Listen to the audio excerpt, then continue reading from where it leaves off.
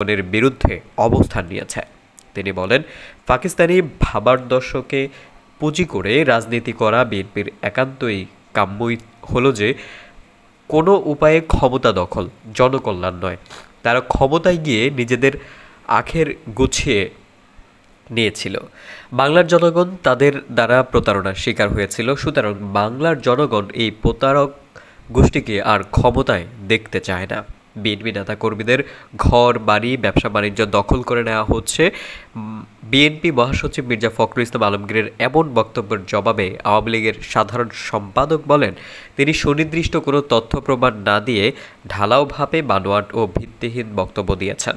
বরং আমরা দেখতে পাচ্ছি বিএনপির নেতাকর্মীরা বাহাল তবিয়ত ব্যবসা বাণিজ্য করছে, কোথাও রাজনৈতিক প্রতিহিংসার শিকার হচ্ছে না। তিনি বলেন, ২০০১ সালে বিএনপি ক্ষমতায় আসীন হওয়ার পর রাজনৈতিক প্রতিহিংসার শিকার হয়ে লাখ লাখ আওয়ামী লীগ নেতাকর্মীকে ঘর বাড়ি ছাড়তে হয়েছিল। নৌকায় ভোট দেওয়ার অপরাধে আওয়ামী লীগের নেতাকর্মী ও সমর্থকদের নির্মম অত্যাচার নির্যাতনের শিকার হতে হয়েছিল। বিএনপি জামায়াতের ক্যাডার বাহিনী দ্বারা হাজার হাজার নারী, সারা দেশে আওয়ামী লীগের ২১,০০০ নেতাকর্মীকে হত্যা করা হয়েছিল।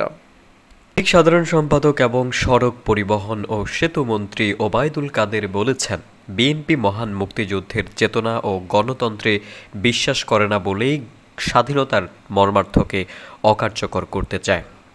গণমাধ্যমে পাঠানো এক বিবৃতিতে তিনি একথা বলেন। বিএনপির নেতৃবৃন্দের মিথ্যা, বানোয়াট